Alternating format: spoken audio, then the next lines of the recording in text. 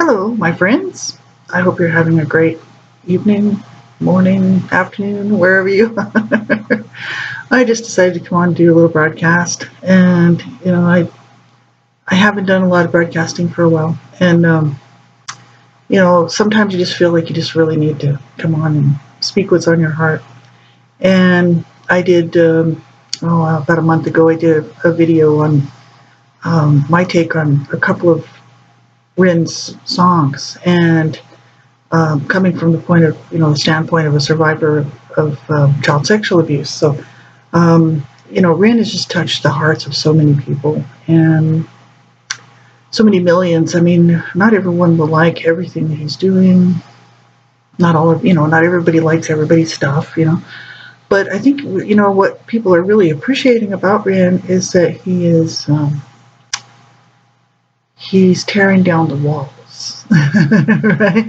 Between cultures and age groups, and it does, between genres. He, like I said in my video, he can't be put into a box. He's just he's gifted. He does what he does. He's doing what he wants to do, and I think that's wonderful. So this is kind of what I wanted to talk about tonight.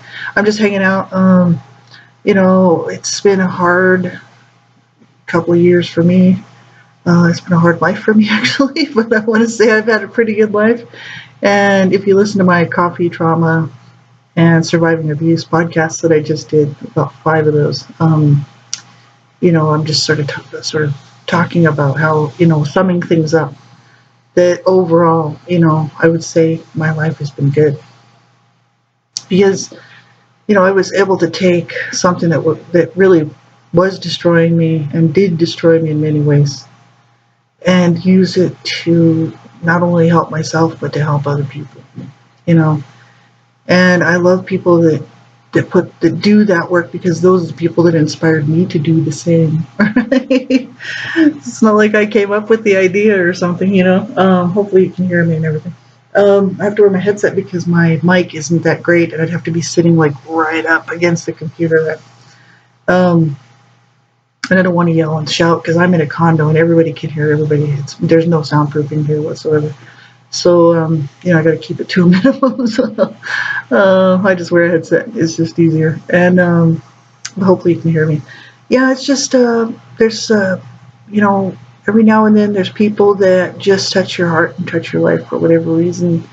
And I know when you see the amount of people that needed to hear from somebody like Rin, and that needed to know that, what, yeah, even in the midst of the pain, even in the midst of the struggle, the trial, whatever we're going through at any given time, that that we can do this, right? And Rin just hit like 1 million subscribers on YouTube, and he came on to do a thank you to his fans, basically to say, thank you for supporting, for supporting his work and stuff. He was just saying thanks to everybody, and talking a little bit about his, what he's going through, and how hard it's been, and but that he is using that, to, it really is the catalyst for what drives him to be a voice out here for people. So you'll have to go check that interview out that he did. Um, it was a thank you for the 1 million subscribers. So you can check his links out. I'm going to include them in down below. So if you don't know, it's just Ren here on YouTube, REN, and you can catch his stuff. He just has a lot of material. I haven't even seen all of his material, but he's got some wonderful stuff that I've seen that I really enjoyed. And I don't even like rap music. I'll be honest with you. I'm a chick from the rock and roll days. I'm talking. I mean, when I was a little girl growing up on the radio, they were playing Rolling Stones, Led Zeppelin. A lot of folk music was around that time. I was born in '65, so I was listening to music probably from when I was about 5 years old. I can remember the tunes that were on the radio. Hey Jude, the Beatles, all that stuff, and then it all just sort of morphed into Motley Crue and all the hair bands, and in the '80s and the real heavy metal stuff, Ozzy and all of that, right? Black Sabbath and all that. So rap for me, I didn't get into rap, right? But I've come to actually find out that I actually like a lot of rap music, and I'm like, I can even rap my own stuff. I'm like, because I write poetry, and I'm like, hey, my poetry raps. Like it totally does. You could rap my poetry easily, and it's really an expression, and I appreciate it for what it is. But I think it's what he's saying. You know, it doesn't matter what format he's saying it in. It's what he's saying. And some of his stuff, like I'm saying, you know, yes, there's people out there that, you know, there'll always be people that don't like what you're doing. You know, there's always going to be a certain set of people that just don't appreciate it or appreciate you as a person. I mean, we all have to deal with that stuff when you put yourself out publicly, and you put a message out. You will get people that will appreciate it, and you'll get people that won't appreciate it, and it maybe won't touch their lives in a certain way at that time. You know, maybe it's just not the time they hear it or something, and they're just like, you know, whatever. But 2 or 3 years down the road, they might remember that, and might be like, oh, yeah, I remember what that lady was talking about, or that guy was singing about, or that guy was rapping about, and all of a sudden it makes sense, and you're like, oh, okay, that's pretty cool. You know, at the time I didn't think anything of it. That happens to me all the time because I've lived long enough now to have that happen to me. So, I'm almost 60, so you know, it's like you've been on the planet this long, that's bound to happen to you, right? It's, you know, you think something's not that important to you, but then later you realize, wow, you know, it really is. Um, so I think, you know, it's great to see people just shine through the pain and keep going. You know, he's still going through treatment, Ren, and he's got Lyme disease, and he's been very, very sick for many years, and he's still manages to do what he does, and I don't know how he does it, to be honest with you.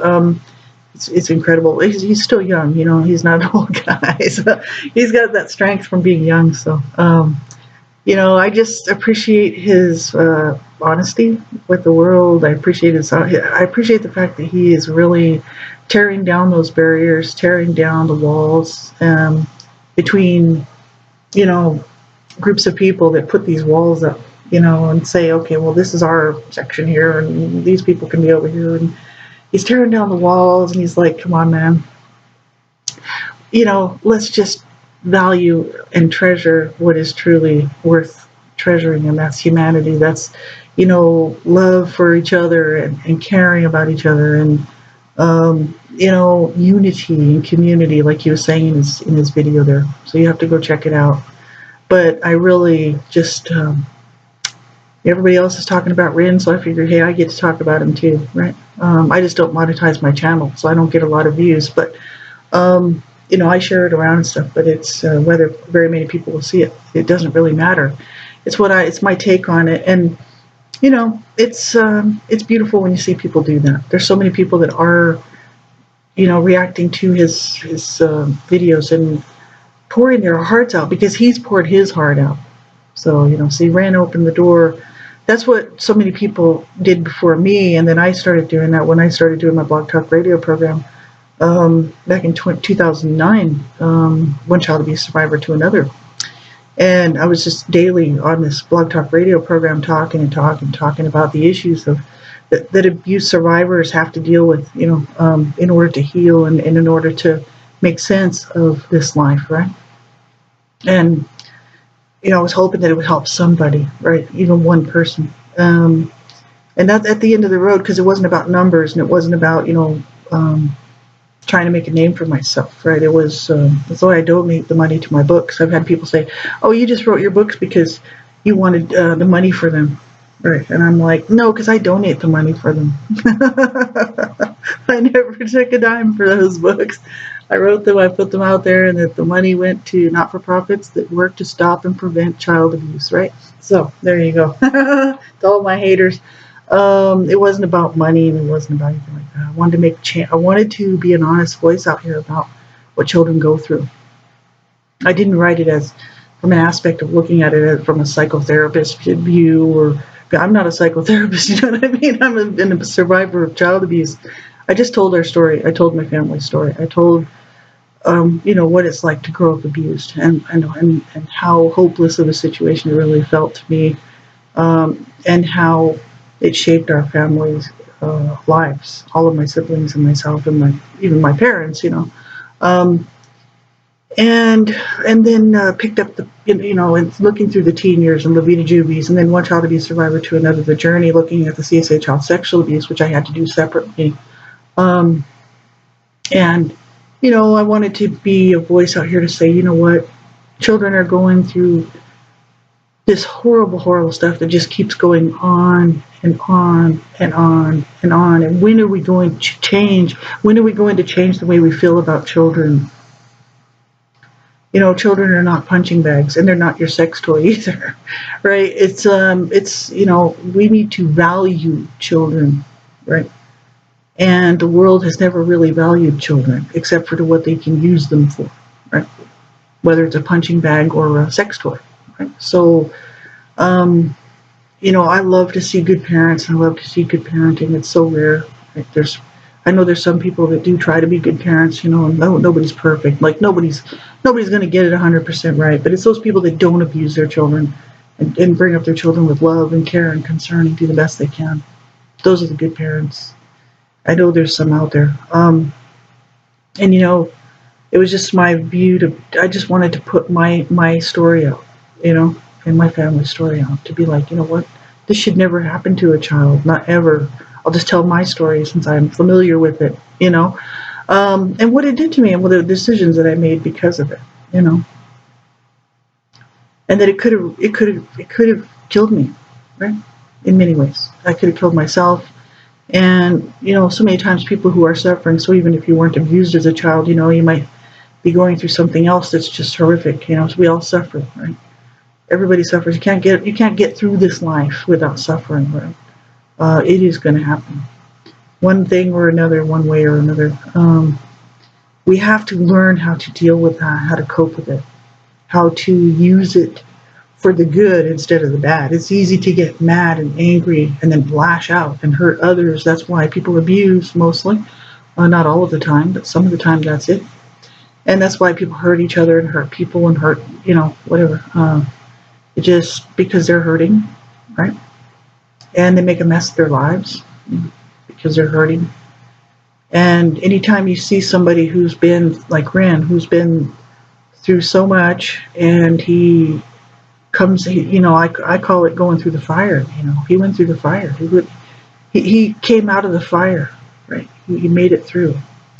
And he's, even though he's still going through treatments and he's still struggling and he's still having a hard time, he's determined to make a difference in this world. And also do what he dreamed of doing, which was having fun, right? He missed a lot of years because he was so sick. And now he's like, hey, this is my opportunity to not only help myself, but to help other people. So kudos to you, Ren. Kudos to you for making that, for being the kind of person it takes to do that. Not making it just all about yourself or whatever, your goals and your dreams, and screw everybody else. If you haven't connected with Ren on his Facebook page or on the other social media accounts that he has, or YouTube, be sure that you do, because you will get a connection. Like, he may not connect with each one of us personally, but he does by putting out these little messages to his family, to his friends, to his followers. That he does care about them. He does love us, right? And it's like, that's so special, because who else does that? Like, nobody, right? It's very rare that you find somebody who will do that, who will open up their heart enough to where you could see their real true heart. And when they tell you that they love you, that you know that it's true, right?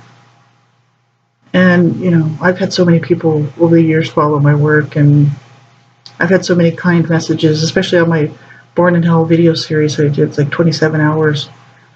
It's pretty lengthy, 25 hours or whatever it is. It's long, it's hard to watch because it's talking about the abuse. But the thing is I've had so many people leave me so many kind and wonderful comments. I'll cherish them forever, for eternity, right? It really means something to me. It really did. It meant something to me, and it does mean something to me. And it's it's hard to share your truth, and it's hard to open up publicly and be so vulnerable, and that's what Rin has done. And that's what many people are starting to do because they're starting to see Rin doing this, and they're starting to be like, wow, this is how we really all should be.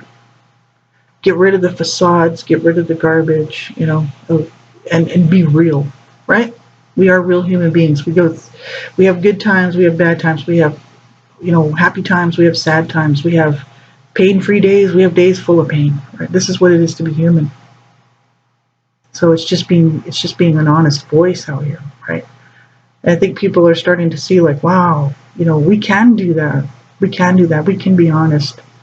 We don't have to put on the bullshit charade of trying to be something that we're not. That's why when I started doing my public stuff, I was like, I have to be me. I mean, I can't just be another persona, you know, trying to be somebody else. Like, oh, look at me, and my hair dyed. I had people tell me, you should dye your hair if you got a facelift and you dyed your hair. Because my hair, in the summertime when I'm outside is quite blonde, but right now it's darker and I haven't been out because I broke my shoulder.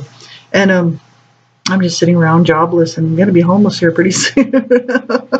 So I'm like, I don't really care about what color of my hair. It's like, I'm getting older, right? I don't care. It was never about my hair or my facelift, I don't need a facelift. I'm almost 60 years old. I think I look pretty good for 60, let me tell you. I'm not 60 yet, but I will be pretty soon. And, in a couple of years, I'm getting closer every day. So I don't think I look all that bad for somebody who's almost 60. And I have people running me down, putting me down. I'm out here speaking my truth, trying to help survivors of abuse, especially from survivors of child abuse and survivors of child sexual abuse, to feel good about themselves as they are, to learn to love this person, me, not the one with the makeup and the hair and the nails and the glitz and the glamour. No, the me, the real me that, has spent, years crying, in devastation from the toll the abuse took on me and the toll of my own choices and the toll of never ever knowing what it's like to have a parental care or love and then never be able to hold my own baby in my arms because of the abuse. Right? And I have people running me down for my hair color. And I'm like, look, go away, go bother somebody else. That's usually what I tell them to. In the comments, I'm like, I just don't even acknowledge it. I'm like, you know what? There will be people that will love your work. There'll be people that hate your work. There'll be people that love you and hate you. There'll be people that hate you. You know what? So the haters doesn't matter. I don't pay any attention to you, And it's like, I always try to make a point of leaving those comments for people like Ren, who's just, he's just kind of getting a lot of attention now. He's always had some attention. He's very, very talented and gifted. Like I said, you have to go check his stuff out. But there's going to be haters. There's always going to be people that hate your work or hate what you're doing or just don't personally like you. You know what? Keep on shining, man. Keep on shining. Do not pay any attention to those people. Don't give them the time of day. Because they don't matter, right? They matter in a sense that they're a human being. I'm not saying they don't count. I'm just saying that their opinion doesn't matter. No, you just keep on shining. You keep doing what you're doing because if you help one person, then you have done a good thing, right? If you can help one person and you can make a difference in one person's life, then you have done something incredibly wonderful, right? I mean, I had people like, I was abused, but my friend Desiree's parents, when I was 12, they moved on a block that I lived on. And I met this girl and, she was a little bit older than me, but we sort of hit it off, and her parents were so good to me. And they're the ones I talk about in my books and in my broadcasts that I've done in the past. And they said things to me that, I needed to hear, but I didn't know at the time that I really needed to hear them, but I kept them in my heart. And years later, they saved my life. When I was sitting on the couch ready to end my life at the age of 42, I remembered what they told me when I was like 13, 14 years old. They told me to lose the hate. Lose the hate, pick up the love, man. Allow love to come in my heart. And lose the hatred, that I had for life, for my body, for myself, because of the abuse, and for even for the abuse, that my parents inflicted. I didn't want to hate my parents, but I truly did for a while. But they what they said to me, that I needed to learn how to love. Right? I needed to learn how to love myself. I needed to learn how to love life and to to embrace goodness. And this stuff was coming from people that weren't my parents. I mean, they were just letting me stay with them for a few nights because my mom had beaten the crap out of me, right? They were like, they wanted to do an intervention for me. I wouldn't let them, right?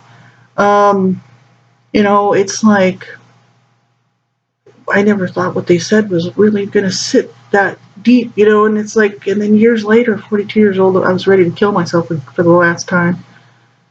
And what they said saved my life because I remembered, and I'm like, God, somebody cared about me.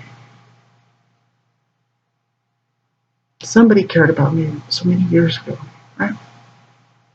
That they would say those things to me and that they wanted me to live and to learn how to have a good life, And I decided at that point, I've got to live, man. I've got to cut the death out, and live. So it was really important for me after that to be a voice for people out here who are hurting and struggling. It's sitting on the edge, just going, man, I can't do this anymore. I can't do this anymore. I can't do this anymore. Can't hang on anymore. I'm just about ready to. I felt my fingertips. I couldn't go. I couldn't hold on anymore. I could feel my fingertips. It's like I was slipping off the edge into the abyss. And the fingers get greasy after a while. I'm like hanging on, and I'm like, they're sliding. I'm gonna go, man. I didn't think I was gonna be able to come back from that. And I decided, okay, I'm gonna live, man. I'm gonna live. I'm gonna do this. No matter how hard it gets, I'm gonna do this. And it's taken me now the next portion of my life to heal from all of that abuse, right? And so, I thought if I could just help one person, it'd make all the difference, right? It's not about numbers. It's not about money. It's not numbers given for what I was doing, which is not entertainment. It's reaching out as a mentor, as a survivor of abuse to say, look, you know what? You can do this, man. You can do this because you know why? You need to live, not die, right? So I was doing my blog talk radio shows, and then I was doing stuff on Spreaker, and I was doing a show on Spreaker. This was probably 2014, 2015. And this guy, he contacted me. He said, I was going to kill myself. But I thought, no, I'm going to listen to this lady and finish listening to what she has to say. And then I'm going to kill myself. He said, but I listened to what you said, and you said to live. And I needed to learn how to live. I needed to learn how to love myself and do not give up. And he says, I'm going to live. I'm not going to kill myself. I was like, yeah, yes, man. We kept in touch for a while, And I'm thinking, if that's wonderful. That's what it's all about, man. So it's about making a difference as a person on the planet. You don't have to be famous. You don't have to be a superstar. I love what Raden's doing. He is a superstar in all of our hearts, that's for sure. But he's going to be a superstar. He is a superstar in the media as well. He's a real star. But what he's more than that. He's a real star shining in the sky, man. No, he's a beautiful person. I hope that you will go check Raden's stuff out and take a listen for yourself. You just find stuff maybe that you don't like, but you may find other things that you do like. And listen to what he's got to say. He's got some words of wisdom, right? Very, very important words of wisdom for people. He's like Black Pegasus was saying on his interview, and also on this about the interview that he just did today, that he's like an old soul. He's got a lot of wisdom for his ears, and he does. And I think it's because he's willing to open his heart and like pour his heart out before people and say, there is important things that we need to be grasping here, folks, you know, and that is that we need to, you know, to care about humans, and we need to be loving and caring and embracing, and, you know, humanity and the earth, and being, you know, this whole connectivity thing, this unity, this connectivity. And so that he's wise beyond his years, and it's probably because he's had a lot of time being sick to sit and think about these things. So, you know, listen to what he has to say, and I think you will find that you do also really appreciate his message, even if you don't like his stuff. You know, I like a lot of what he's doing. I especially like Genesis, and that sits with me. That Genesis, you know, it's so, I don't know. It's exciting. It's sad, but it also, it makes you think. You know, when he's talking, he's rapping, he's walking, he's talking, and he's doing some amazing things. It's very creative individual. So be sure and check his stuff out, right? And um, you know, I'll be around if I can. Like, I'm in a situation where, you know, I don't know, I'm always in sort of a bad position with my situation with whether I'm going to be homeless or not, but I'm still here. So, you know, it's like a year later, I'm still here. It's tricky. I'm never really sure how long I'm going to be here. It's just things keep, you know, hey, I believe in God. You know, like I always say, like a lot of people get mad when you talk about God. Well, everybody else talks about their God. I'm going to talk about mine, right? I believe in the higher power. I believe in God. And my God keeps making a way for me. It's like, I'm so thankful, right? So, you know, very, very thankful. I'm thankful for today because, you know, so many children out there are going to make it. So many children around the world are they're gonna die of so many different, you know, things, starvation, you know, no medical care, lack of clean drinking water. So many children around the world are going to die from abuse, you know, sex trafficking, and just being killed. Horrible stuff going on. So many children aren't going to make it. So many people are dying in horrible situations. There's wars going on around the planet right now. People are being bombed and killed, and people are dying and running to the war. And it's like, you know, they just can't wait to like blow people up and use those bombs, you know, and use that stuff. It's a horrific situation, and I'm thankful for today. And we have to be thankful for each day as it comes, right? And I'm pretty sure that Rin is thankful for every day that comes because he's still in treatment. He's still he's still, you know, he's still not well. You know, he's got Lyme disease. And he's doing some treatments and stuff, and, you know, hopefully they'll make a difference for him. You know, and I just, if Rin happens to catch this, I just wish him all the best, you know. And if you're listening to this and you haven't heard Ren's stuff, be sure and check it out. He's just got some wonderful things, wonderful, wonderful stuff out there. And just type in Rin at Rin Makes Music, or just Rin here on YouTube, and you can catch him on Facebook. He's all over the place, right? But I just wanted to come in and check in with you guys. You know, I wrote a poem on my community page. That's where I post a lot of my current stuff, is on my community page. And yeah, I've been listening to music and really getting into stuff that I normally haven't listened to or don't listen to. Rap is one, and then, you know, just different stuff that's kind of obscure. And I've just been enjoying it, you know, sharing with people. But I wrote a poem, and the poem sort of is like a sunset. It's like a change, you know. I'm getting older, and none of us know if we have tomorrow, right? None of us know if we have tomorrow. Like, physically or on the earth, anything can happen. And I'm going to embrace the changes as they come, whether I'm homeless or not. If maybe that's where my ministry is, right? Why shouldn't I be homeless? There's a lot of people that are homeless, right? Why shouldn't I be homeless?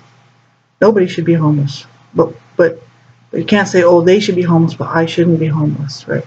I'm embracing kind of whatever comes my way because I know that it's my creator maker. That he saw the whole thing, and he knows the path, and he knows where I need to be, you know, and I trust him in that. So I don't worry about too much stuff like that, right? So you know, that's I'm going to try to hang on to the internet as long as I can, and you know, maybe within a few months, if things continue the way they're going, then I'll be probably done with the internet for a while, you know, so I might be off for a while. So I'm kind of broadcasting, doing a little bit, but if you're interested in checking out sort of what I'm doing, you can follow me on Facebook, or I'm in on Facebook all the time, or you can chat with me here if you need to get a hold of me. And on the community page, I do post quite a bit, weekly kind of. And I just wish you all the best, for all my friends out here who've supported me through the years, and just been here as a source of comfort and a source of like a steady supply of this love coming back to me. It meant everything to me, and it still does. Thank you very much. I really appreciate it. Like I said, like Rin was saying, he really so appreciative of all the people that are supporting his work, his vision. And that's what I say too. Thank you so much for your love, your kind words to me, which do matter a lot. Have a great night, everybody. Have a great weekend. We'll talk to you soon. Bye bye.